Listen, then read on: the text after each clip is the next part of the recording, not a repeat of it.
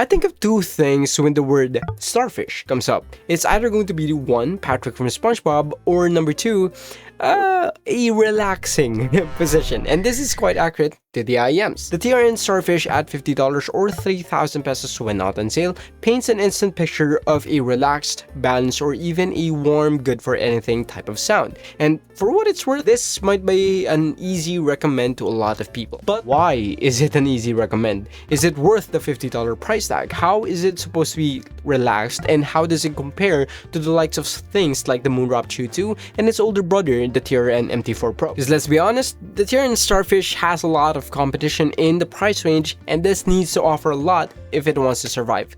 And offer a lot, these do. TRN is known for providing a good sense of value in terms of accessories, and it sort of does that same thing here. They include their TRN T-tips in small, medium, and large size, which is great. Like, I really do I love the T-tips, but they provided 6 small, medium, and large ear tips that don't differ in bore sizing, material feel, or even the height, which makes having all 6 instead of just 3 feel redundant and a waste of money. As for the cables, they feel absolutely amazing to the touch. They don't tangle easily, they feel thick, they don't hold their shape either, and they have like no noise when walking. Plus, they are modular with the hardware being made out of aluminum, but they sadly have no case out of the box, which is actually a bummer because it's where the first criticism arrives. Not just for Starfish per se, but it's going to be a criticism for any IEM in the sub $100 market right now that's doing this. Because if I'm gonna ask you, what's the 4.4mm balance adapter actually doing? Does it provide better audio, more bass, better technicals? In a way, these can do these things, but not in the price range, and its key purpose is to actually provide a higher power output that's beneficial towards harder to drive audio devices. Keyword, harder to drive. A single 12mm driver in an IEM is not hard to drive, and these are very efficient with a 32 ohm impedance rating and a 112 decibel sensitivity rating, which essentially just means that you could plug this in with towards any jack with absolutely no problem. Now, why am I trying to paint the picture of modular cables as a bad thing? Well, it's because of adding a case, they chose to add this thing. And if single-ended 3.5mm cables made of copper truly are subpar, or whatever asshole that cable enthusiasts that believe in burn-in want to say to you guys, well, copper won't really be the primary driver of the 21st century now, would it? Talking about copper, not copper cables in audio. But, oh, the bandwidth. Oh, I listen to lossless, so I need silver. Shut the fuck. Songs, even formatted to lossless, mostly have their files in 44.1K or 48K Hz sampling rate with either a 16 or 24 bits as the bit depth. This essentially means that whatever information coming out of your phone towards your DAC, to your amp, to your IEMs are going to be sent properly because it's not limited by bandwidth, and it's going to be converted and received with very little audible differences in sound. Now, this is actually no jab towards TRN. I love TRN. They actually sent me this thing and allowed me to say whatever I want to say. So if you're going to take anything out of this, it's not going to be about the IEMs per se. It's going to be about the cable misconception craze. Now, while we're on the topic of craze and crazy as a whole, one, go crazy with a like and subscribe if you like the video to let YouTube know that whatever review I put out is actually worth watching. And number two, I get crazy mad with the QDC connections.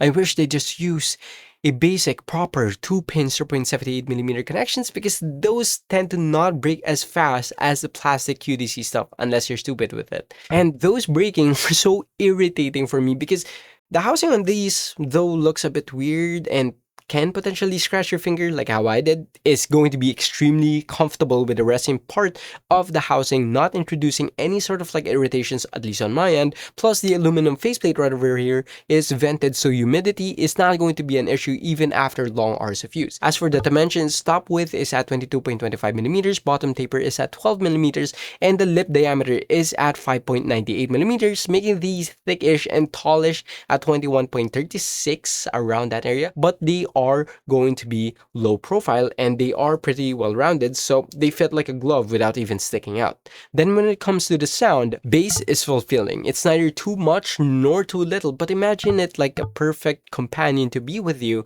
when you get home after a long day and you just want something to ease you into the night.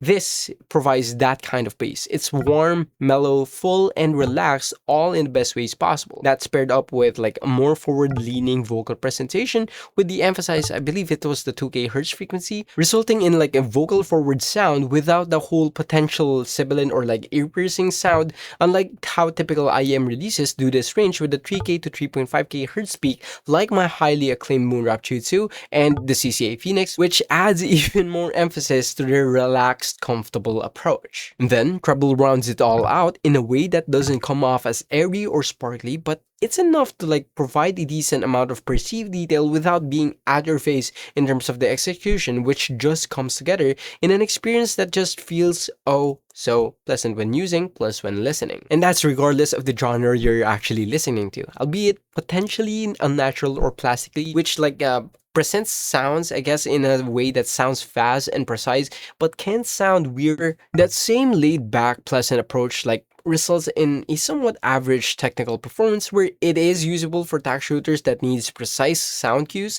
but I wouldn't really recommend it for any competitive esports titles just like Valorant, as these really don't provide anything special in terms of like audio imaging, unlike say the CCA Phoenix or even the well-acclaimed Letshuoer D02, that when you hear something anywhere, if you shoot, there's gonna be a high chance that there's gonna be a hit on the enemy since they are that precise.